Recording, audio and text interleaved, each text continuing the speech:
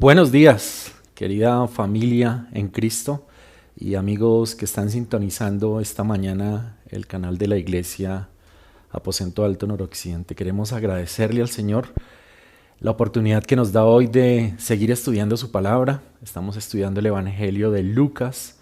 Vamos ya por el capítulo 23. Vamos a entrar a una narración donde cuenta el juicio que va a tener el Señor Jesucristo frente a las autoridades y el gobierno de Roma. Esto auspiciado por los ancianos y el Sanedrín, los líderes del pueblo.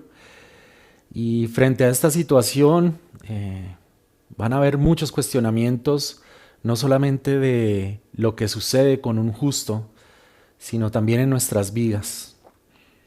Debemos de pensar quién es Jesús.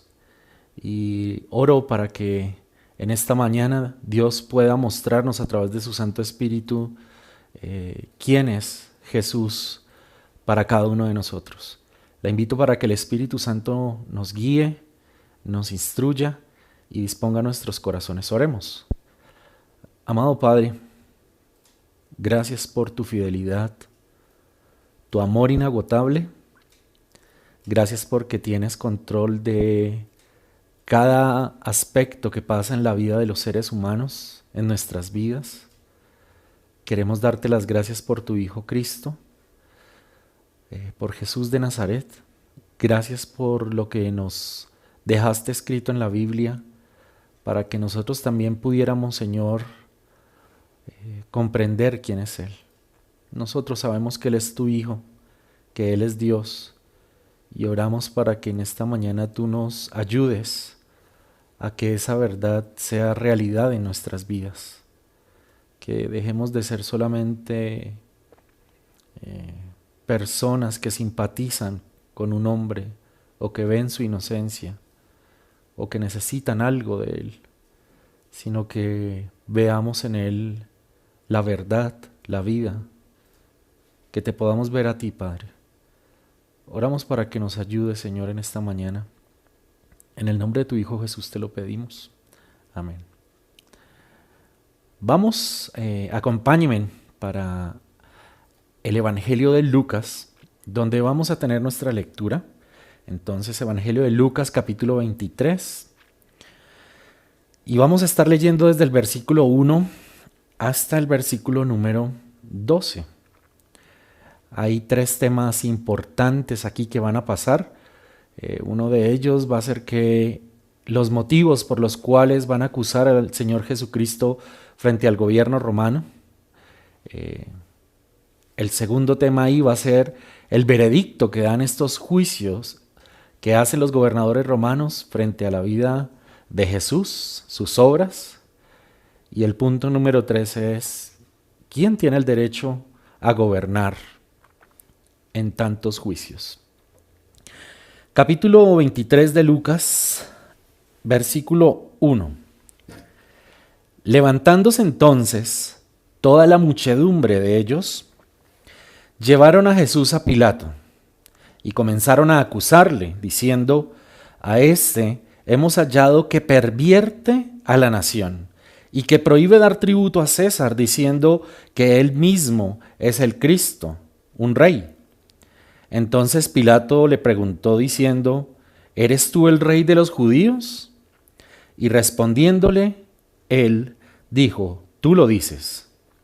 Y Pilato dijo a los principales sacerdotes y a la gente: ningún delito hallo en este hombre. Pero ellos porfiaban diciendo: alborota al pueblo, enseñando por toda Judea, comenzando desde Galilea hasta aquí. Entonces Pilato, oyendo decir Galilea, preguntó si el hombre era Galileo. Y al saber que era de la jurisdicción de Herodes, le remitió a Herodes, que en aquellos días también estaba en Jerusalén. Herodes, viendo a Jesús, se alegró mucho, porque hacía tiempo que deseaba verle, porque había oído muchas cosas acerca de él y esperaba verle hacer alguna señal. Y le hacía muchas preguntas, pero él nada le respondió.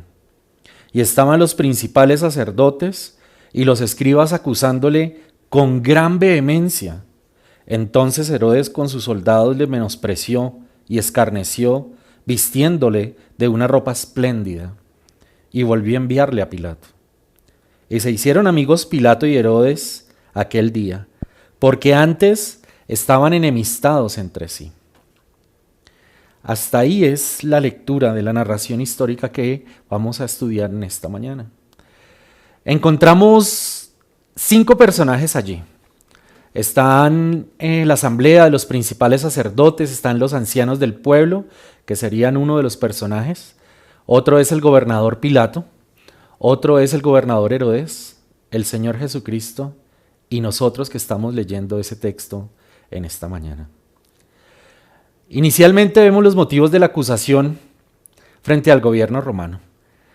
Observemos que el versículo 1 nos dice que toda la asamblea de ellos se levantó y llevaron a Jesús ante Pilato. Toda esa asamblea de ellos, podemos recordar que estaba esa noche, toda la noche duró frente al Sanedrín. Le hacen, durante 3 veces es presentado ante Anás, ante Caifás, ante el concilio de todos los ancianos y los principales sacerdotes. Ellos, consultando qué debían hacer, qué paso seguir, se levantan y llevan al Señor Jesús frente a Pilato. ¿Quién es Pilato? Poncio Pilato representa distintas maneras de algo bueno y algo débil, de algo malo y algo perverso. Las 3 fuentes principales en las que encontramos evidencia de quién era Pilato es con los historiadores Josefo, Filón y estos evangelios, los 4 evangelios. Filón y Josefo presentan mejor a un Pilato que es un tirano y cruel, mientras que los evangelios lo presentan como un gobernante débil, fácilmente influenciable. Estas posiciones diferentes se pueden reconciliar al considerar las relaciones de Pilato con los líderes romanos, especialmente con el César, Tiberio y con Sejano, un comandante. El comportamiento cruel y la indiferencia de Pilato hacia las costumbres judías comenzó inmediatamente con su llegada a Palestina. Eso ocurrió en el año 26 de la era cristiana.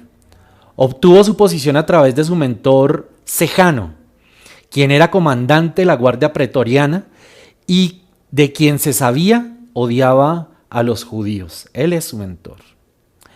Hay una narración en el Evangelio de Lucas, en el capítulo 3, en el versículo 1, donde Lucas menciona un suceso que involucra a Pilato, el cual no se encuentra en ningún otro registro de la antigüedad. Su registro se alinea con la descripción que dan Filemón y Josefo acerca de Pilato. Ahí se describe que en aquella ocasión algunos habían llegado, le contaron a Jesús cómo Pilato había dado muerte a unos galileos cuando ellos ofrecían sacrificios. Recordemos que Pilato está en la región de Judea y que en la región de Galilea está Herodes gobernando. Así que Pilato hace una incursión militar en una jurisdicción que no le corresponde, dando muerte a unos galileos a los cuales no debió haberlo hecho en el tiempo de la Pascua. Filón describe un incidente donde Pilato también intentó honrar al emperador Tiberio, colocando escudos que llevaban el nombre del emperador en el antiguo palacio de Herodes en Jerusalén. Al colocar los escudos en la sede de la administración romana, en lugar del templo, Herodes intentaba no ofender a los judíos. Sin embargo, los líderes judíos, junto con 4 de los hijos de Herodes, solicitaron a Pilato que quitara estos escudos. Cuando él se rehúsa a hacerlo, apelaron por una carta enviada directamente al emperador Tiberio, y en el cual él se enfurece y ordena que Pilato quite los escudos y que los coloque en el templo de Augusto en Cesarea. El intento de Pilato por honrar a Tiberio provocó que se ganara su desaprobación. Es importante entender cuál es la condición que tiene Pilato en este momento, porque nos va a ayudar a entender por qué razón él actúa de la manera que vamos a encontrar en el pasaje. Entonces estos líderes llevan a Jesús frente al gobernador Pilato. Miremos que ellos, los principales sacerdotes, representan las religiones. Los ancianos del pueblo fácilmente pueden representar a los líderes políticos. Siempre están en contra de la verdad, acusan, se levantan, llevan ante jueces la causa del evangelio para que sea condenada, porque sus motivos reales siempre son la envidia y el temor de perder el poder sobre las personas.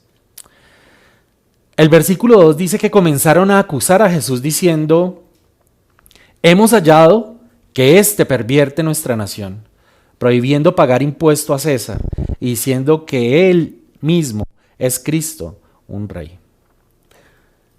Nosotros sabemos que la ley de Moisés regulaba las leyes civiles en cuanto a dar muerte por lapidación a personas, por diferentes motivos. En este momento el Imperio Romano tenía prohibido que los líderes del pueblo o los sacerdotes pudieran ejecutar a alguna persona sin hacerle un juicio civil por parte del Imperio Romano. Eso nos lo cuenta Juan en el capítulo 18, 31, donde dice: entonces Pilato les dijo, se lo pueden llevar y juzgar conforme a su ley. Y ellos respondieron: a nosotros no nos es permitido dar muerte a nadie, le dijeron los judíos. Esto sucedió para que se cumpliera la palabra de Jesús, que Jesús había hablado, dando a entender de qué clase de muerte había de morir. Es por esa razón que los líderes religiosos intentaban buscar un motivo político para acusar a Jesús frente a las autoridades romanas. No podían llegar frente a los emperadores con cuestiones religiosas, así que ellos camuflan sus intenciones a través de acusaciones políticas. La primera de esas acusaciones, y es algo interesante porque Lucas es el único evangelio que narra los motivos reales por los cuales lo acusan. Los otros evangelios dicen que lo acusaban de muchas cosas, pero acá nos dice específicamente de qué lo acusaban. Entonces, la primera acusación era que él pervertía la nación, pero eso no tenía peso suficiente para condenarle a muerte. Es decir, él era un revoltoso. El significado de pervertir es hacer que una persona adquiera vicios o costumbres moralmente reprobables, o también perturbar el orden o el estado de una cosa. Así ellos acusaron a Jesús, que él era una persona que hacía que los otros adquirieran vicios y malas costumbres morales y que perturbaba el orden público. Por tanto, le dan un sentido político y no religioso. La acusación de que él estaba prohibiendo pagar impuestos es falsa. Según nosotros lo hemos estudiado en Lucas 20, del 20 a 25, él permitía pagarlos. Nos dice allí la narración de Lucas en el 20, dice que esperando su oportunidad los líderes mandaron espías que se hicieron pasar por hombres sinceros, y estos trataban de hacer de que Jesús dijera algo que pudiera informar al gobernador de Roma, es decir, a Tiberio, para que lo arrestara. En este caso está representado por Pilato. 21. Maestro, le dijeron del capítulo 20, sabemos que dices y enseñas lo que es correcto y no te dejas influir por lo que piensan otros. Enseñas con verdad el camino de Dios. Ahora dinos, ¿es correcto que paguemos impuestos al César o no? Jesús se dio cuenta de la trampa y dijo: muéstrenme una moneda romana. ¿A quién pertenecen la imagen y el título grabados en la moneda? Al César, contestaron. Bien, dijo, entonces den al César lo que pertenece al César y den a Dios lo que pertenece a Dios. Así que no pudieron atraparlo por lo que decía en público. En cambio, quedaron asombrados de su respuesta y callaron. Así que esa primera acusación de estar pervirtiendo al pueblo para que no pagara tributos era completamente falsa. Así que hacen otra acusación. La acusación final es que se proclamaba como Cristo, es decir, como rey. Este cargo podía interpretarse como una alta traición a Roma.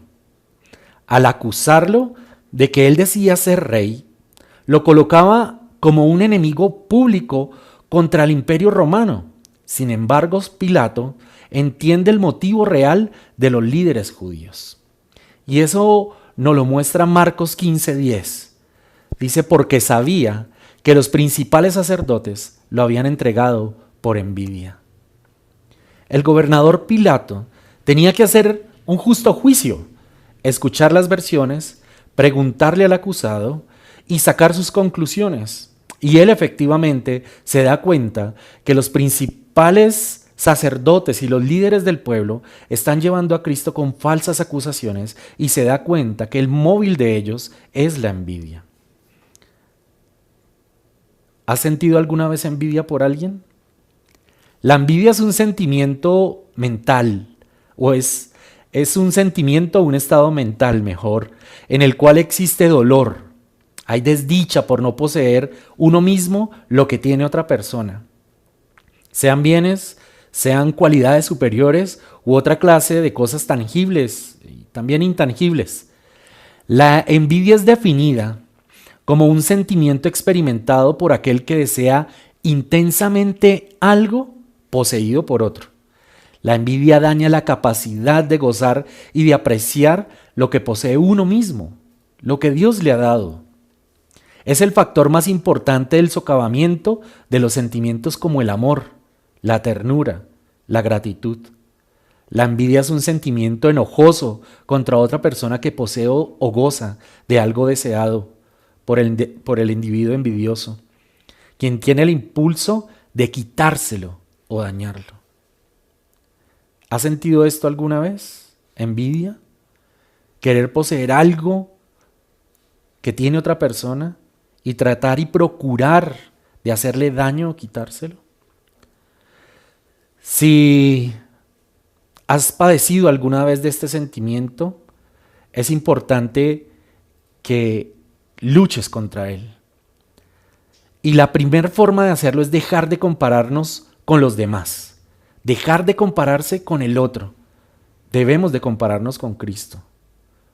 Cada uno debe examinar su propia conducta. Si es buena, podrá sentirse satisfecho de sus acciones, pero no debe compararse con los demás.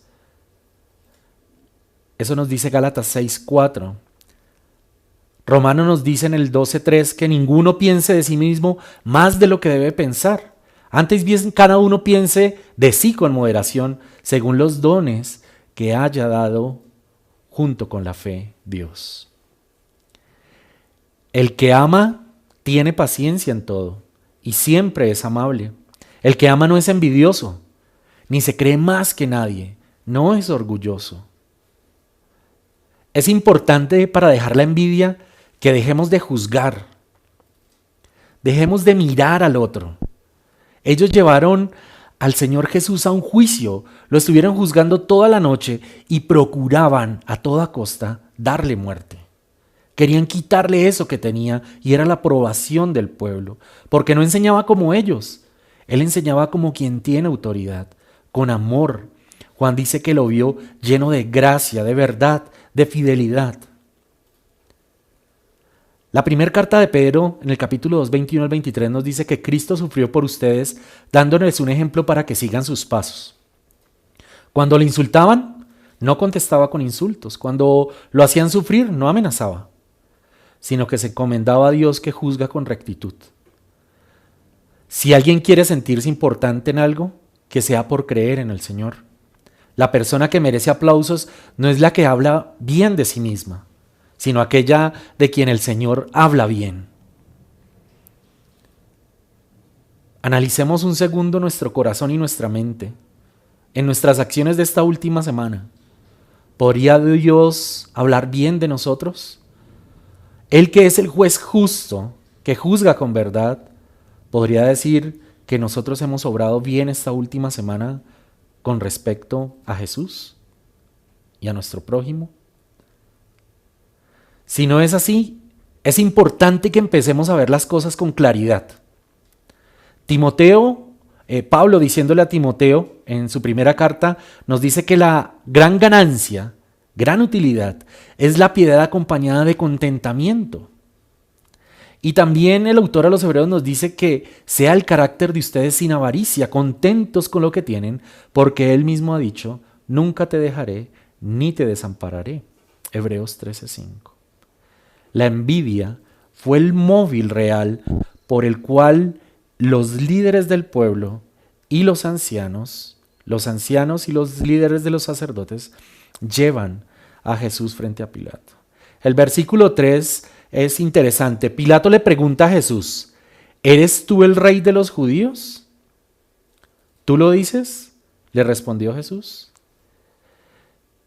Y Lucas no nos dice más de ese diálogo, pero podemos nosotros analizarlo en Juan 18:33 y miremos cómo fue esa conversación de ellos dos.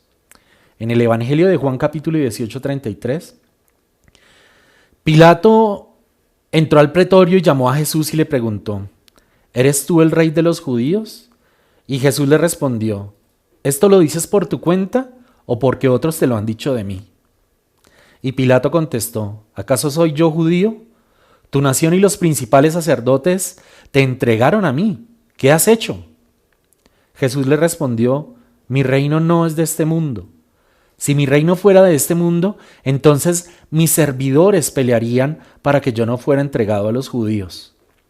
Pero ahora mi reino no es de aquí. Así que, ¿tú eres rey?, le dijo Pilato. Tú lo dices. Tú dices que yo soy rey, respondió Jesús. Para esto he nacido y para esto he venido al mundo, para dar testimonio de la verdad. Y todo el que es de la verdad escucha mi voz. Y Pilato le pregunta: ¿qué es la verdad? La verdad debemos de responderla nosotros. La verdad es la coincidencia entre una afirmación y los hechos. Lo que yo hago y lo que yo digo es realidad y es verdad. Pero eso está pasando en aquel que dice esto, que es el Señor Jesús. Para esto he nacido, para dar testimonio de la verdad, y todo aquel que es de la verdad escucha mi voz. ¿Cuál es la verdad? Que el Dios creador del universo, el que habita en luz inaccesible, el que es espíritu y jamás nadie ha visto, Él se ha hecho carne. Él ha tomado forma humana. Dice Juan que este verbo se hizo carne y habitó entre nosotros, que hemos visto su gloria, la gloria que corresponde al Hijo unigénito del Padre, lleno de gracia y de verdad.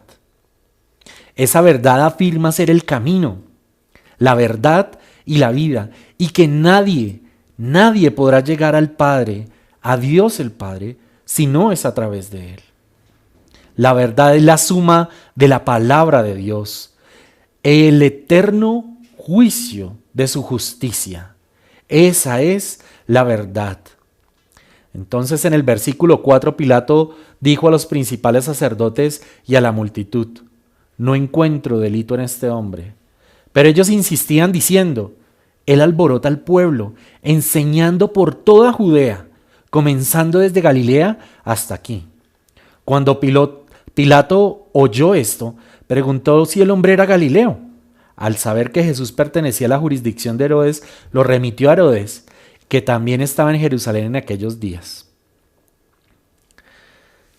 Pilato también está haciendo una jugada. Al inicio nosotros pudimos leer un poco el contexto en el cual Pilato se estaba moviendo.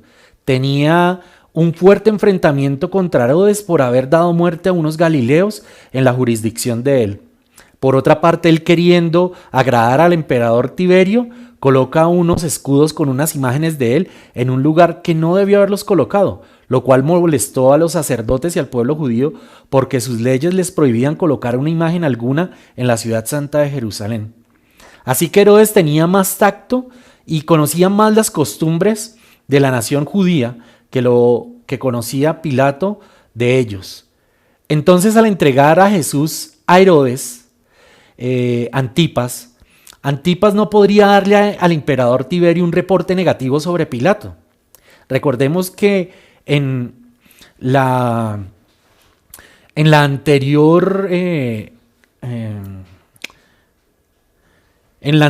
obra que había hecho Pilato con lo de los escudos, él no quería retirarlos, sino que le tocó al emperador, le tocó a los 4 hijos de Herodes enviarle una carta al emperador Tiberio para que él retirara sus escudos. Entonces Herodes daba reportes también a Tiberio acerca de lo que hacía Pilato, y él, al entregarle a Jesús a Herodes, ya no iba a tener ese reporte negativo sobre Pilato, como había hecho días atrás tras el incidente de los escudos.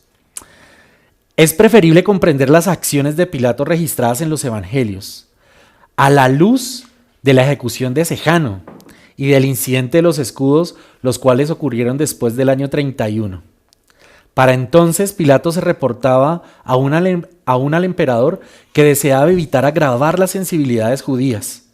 Este escenario explica la rápida remoción de los escudos por parte de Pilato y la habilidad de la multitud para influenciar su decisión. Pilato actuó cuidadosamente, ya que sabía que una mala decisión pondría fin a su carrera política. Sejano fue muerto por órdenes del emperador Tiberio junto con toda su familia, ya que él por esa época el emperador se había retirado hacia un lugar más tranquilo, pero desde ahí controlaba todo el imperio. Y es de recordar que estaban en múltiples incursiones militares en varios frentes, tanto en Polonia, Alemania y también allí en la región de Medio Oriente. Entonces Sejano lo colocaron a cargo y él tomó gran poder. El emperador se molestó con él y lo mandó a fusilar, lo mandó a dar muerte junto con toda su familia. Eso causa temor en Pilato.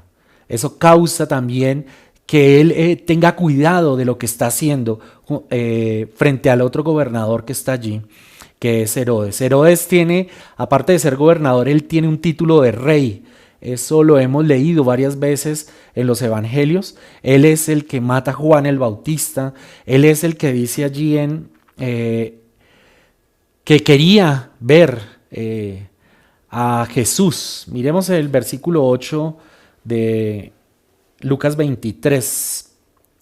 Dice que al ver a Jesús, Herodes se alegra en gran manera, pues hacía mucho tiempo que lo quería ver, por lo que había oído hablar de él, y esperaba ver alguna señal que él hiciera. Lo interrogó extensamente, pero Jesús nada le respondió. Es impactante ver que Herodes dice que se alegró en gran manera porque quería ver a Jesús. Para Herodes, la identidad del Señor no se había resuelto. Él deseaba ver al que hacía milagros y quizás ser testigo de uno de ellos. En el capítulo 9 de Lucas, del 7 al 9, dice que Herodes el tetrarca se enteró de todo lo que estaba pasando y estaba muy perplejo, porque algunos decían que Juan había resucitado entre los muertos, otros que Elías había aparecido y otros que algún profeta de los antiguos había resucitado. Entonces Herodes dijo: a Juan yo lo hice decapitar. ¿Quién es entonces este de quien oigo tantas cosas? Y procuraba ver a Jesús. Entonces, desde ese momento que él mata a Juan, se escucha de los milagros y de las obras que hace Jesús. Y él tiene mucho deseo y mucha curiosidad de conocerlo, hasta que finalmente lo es llevado por la orden de Pilato frente a él. El Señor Jesús nada le responde a Herodes. Continúa él haciendo preguntas, pero el Señor se rehúsa a responder. Herodes fue el único a quien Jesús no le respondió nada. Isaías 53:7 dice que fue oprimido y tratado con crueldad. Sin embargo, no dijo ni una sola palabra. Como cordero fue llevado al matadero, y como oveja en silencio ante sus trasquiladores, no abrió su boca.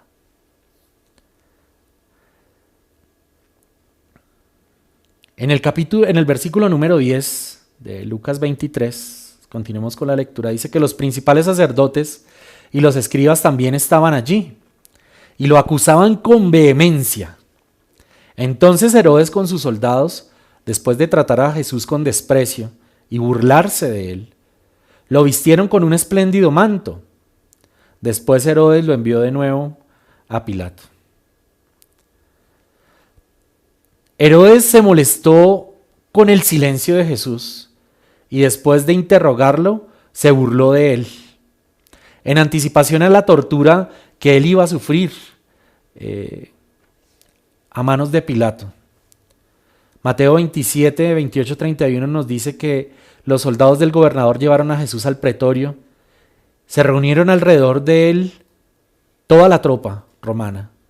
Después de quitarle la ropa le pusieron encima un manto escarlata y tejiendo una corona de espinas se la pusieron sobre su cabeza y una caña en su mano derecha. Y arrodillándose delante de él le hacían burla, diciendo: salve, Rey de los judíos. Lo escupían y tomaban la caña y lo golpeaban en la cabeza. Después de haberse burlado de él, le quitaron el manto y le pusieron sus ropas y lo llevaron para ser crucificado.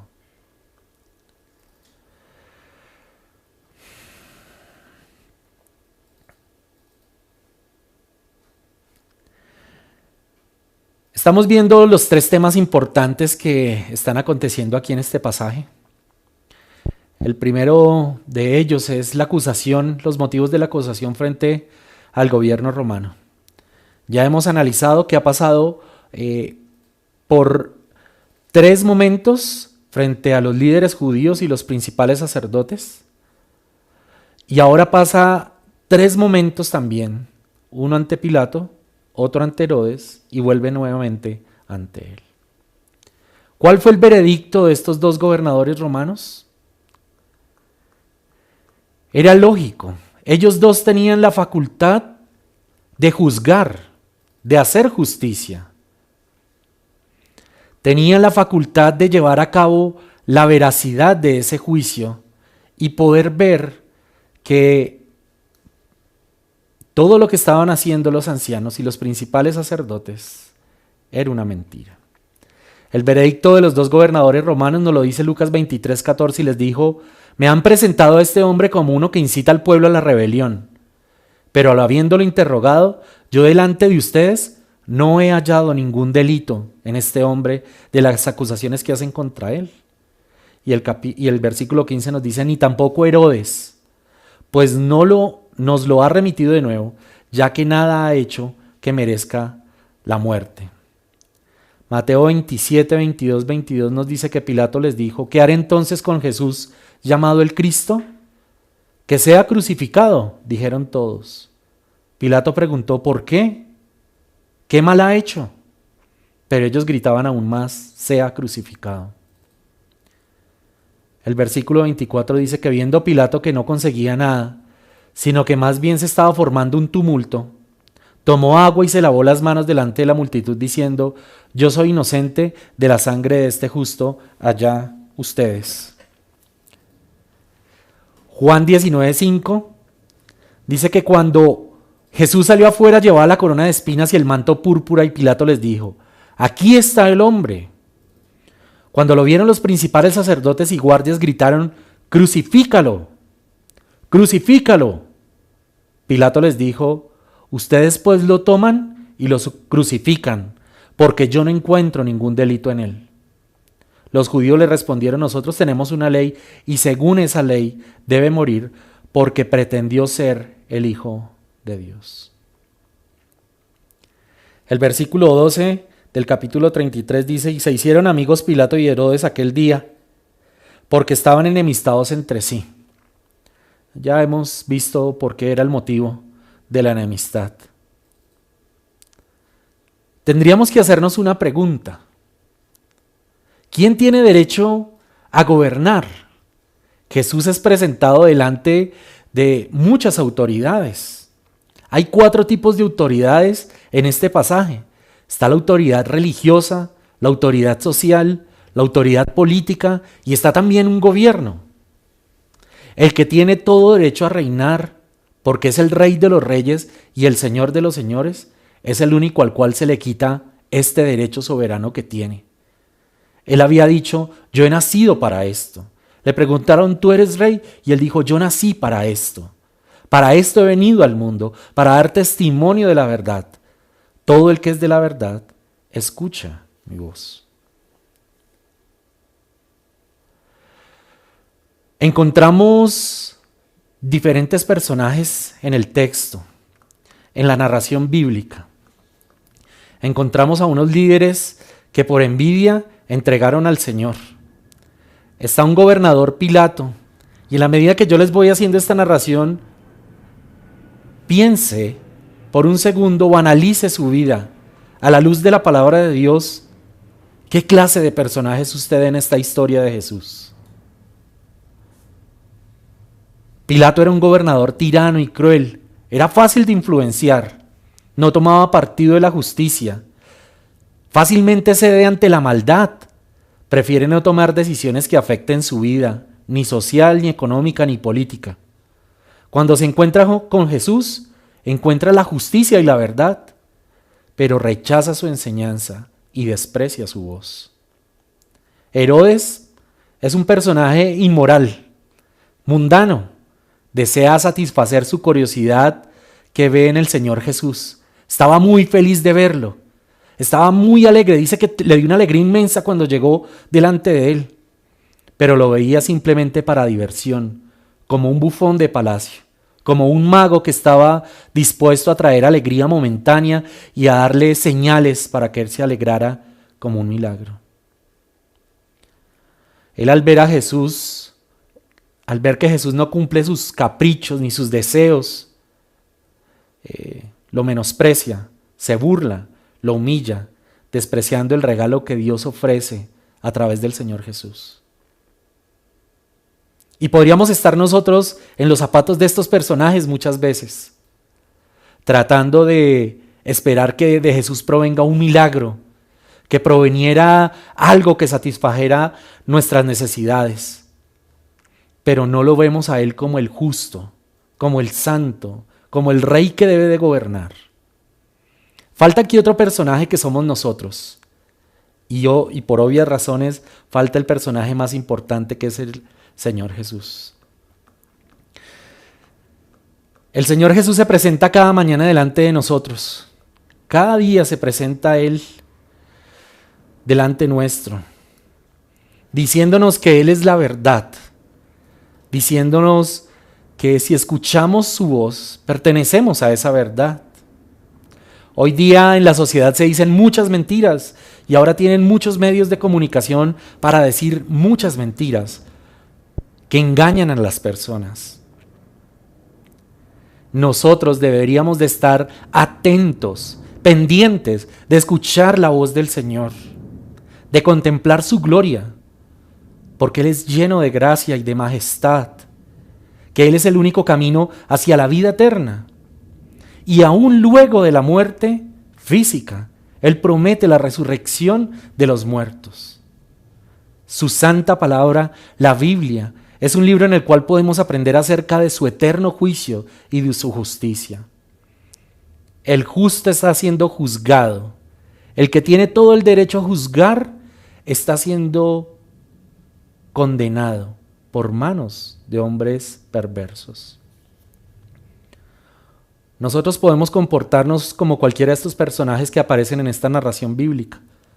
O podríamos adoptar la posición de muchas personas que al conocer a Jesús vieron esperanza, esperanza de salvación, de fe que Él podría librarles de sus pecados, de concederles la vida eterna, que pudieron ver en Él una torre fuerte, un refugio alto, paz, seguridad.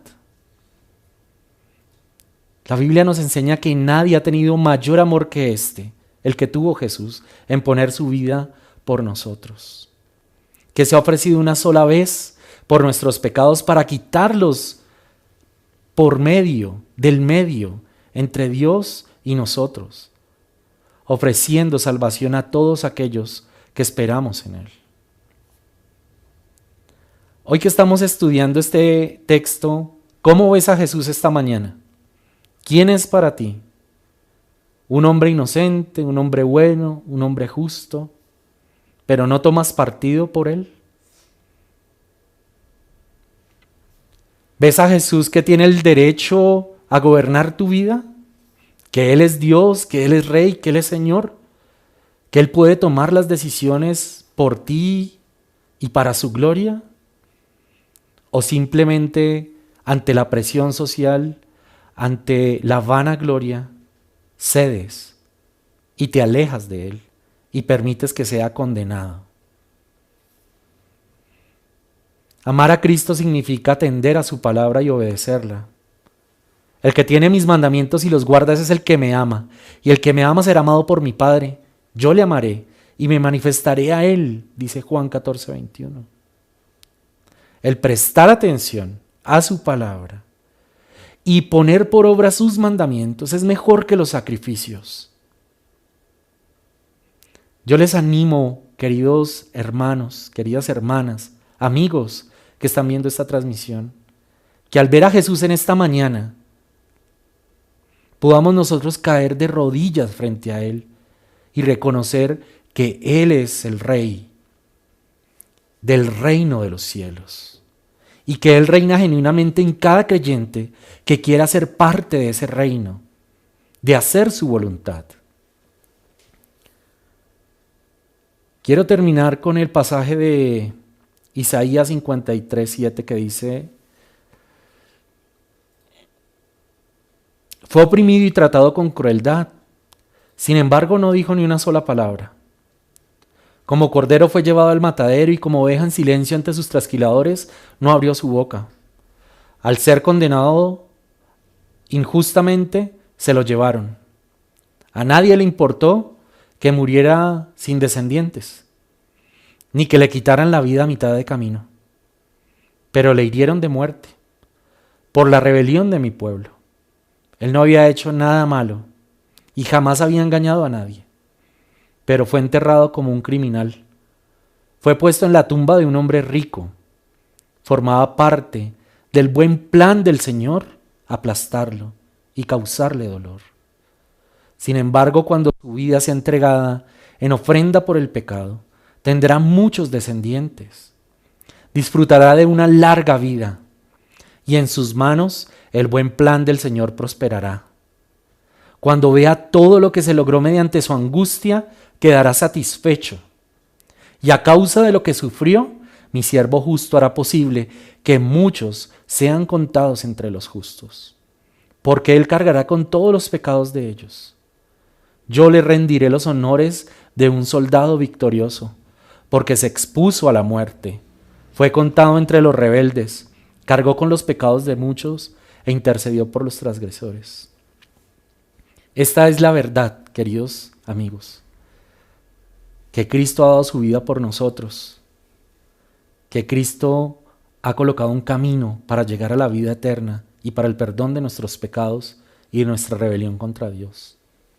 ¿Tú quisieras aceptar ese regalo? ¿Quisieras aceptar la salvación que Él te ofrece? Yo te invito para que mires a Jesús en esta mañana como el Dios que todo lo puede, que vino en forma humana a rescatarte, a ti, que necesitas que tus pecados sean perdonados, que necesitas reconciliarte con Dios. Hoy es el día de salvación. Cristo está esperando por ti en esta mañana. Les invito a orar. Padre, gracias, porque ante la evidencia, solo tu Hijo es justo, santo, perfecto y sin mancha. Ayúdanos a tomar una posición radical en nuestra vida frente a esta realidad, de estar al lado de tu Hijo Cristo y no dejarlo para que lo condenen la presión social o los líderes de las naciones, de las religiones o los líderes sociales o tantos líderes que hay que quieren callar la voz de la verdad. Tu Hijo es la verdad, tu Hijo es vida. Gracias, Padre, por la vida de Él. Te queremos dar en esta mañana. Queremos adorarlo a ti y a Él. Te damos muchas gracias en el nombre de Él. Amén.